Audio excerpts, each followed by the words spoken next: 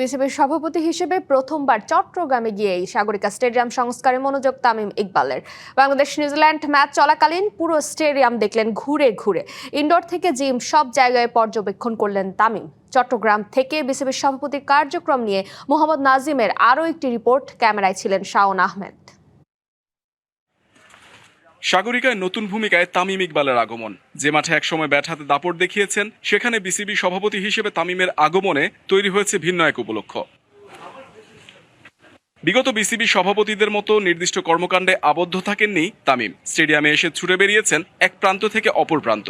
ক্রিকেটারদের কল্যাণে কি করণীয় সেটা পর্যবেক্ষণ করেছেন।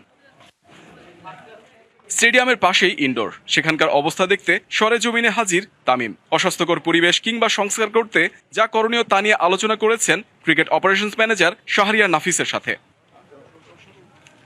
তামিমের সাথে অ্যাডহক কমিটির অন্যান্য সদস্যরাও ছিলেন। ফাহিম সিনহা, ইসরাফিল খসরু ও সৈয়দ ইব্রাহিম আহমেদরা পাশে ছিলেন বিসিবি সভাপতির। স্বল্প সময়ে ক্রিকেটকে বদলে দেওয়ার চ্যালেঞ্জে সবাইকে পাশে পাচ্ছেন তামিম।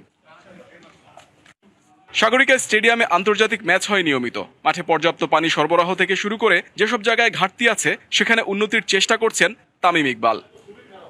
বিসিবি সভাপতি তামিম ইকবাল চেয়ারে বসেই চমক দেখিয়ে যাচ্ছেন। চট্টগ্রাম স্টেডিয়াম ঘুরে দেখেছেন এবং কোথায় কোথায় আসলে উন্নতি দরকার সেই জায়গাগুলো তিনি পর্যবেক্ষণ করেছেন এবং সেই অনুযায়ী পরবর্তীতে তিনি কিন্তু এই অল্প সময়ের মধ্যেই বেশ কিছু কাজ হাতে নিয়েছেন এবং উদ্যোগ এবং পরিকল্পনাগুলো বাস্তবায়ন করার জন্য চেষ্টা চালিয়ে যাচ্ছেন। মোহাম্মদ নাজিম, ডিবিসি নিউজ, বীরশ্রেষ্ঠ মতিউর রহমান স্টেডিয়াম, চট্টগ্রাম।